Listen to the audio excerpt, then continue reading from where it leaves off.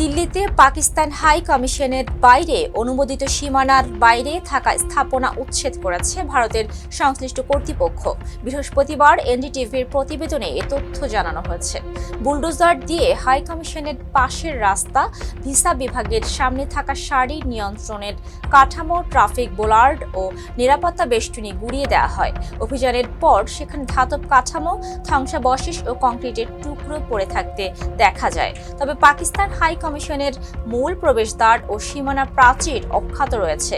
বাইরের কিছু অংশ, টিনের ছাউনি ও ধাতব বেষ্টনী অবশ্য ক্ষতিগ্রস্ত হয়েছে। বাংলাদেশের সবচেয়ে powerful banking app city touch download করুন।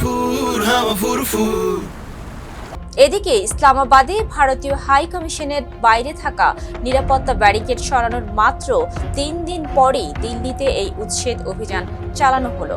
তবে দুই দেশের কূটনৈতিক স্থাপনা ঘিরে সাম্প্রতিক এসব পদক্ষেপের মধ্যে কোনো সরাসরি যোগসূত্র রয়েছে কিনা তা নিশ্চিত হওয়া যায়নি।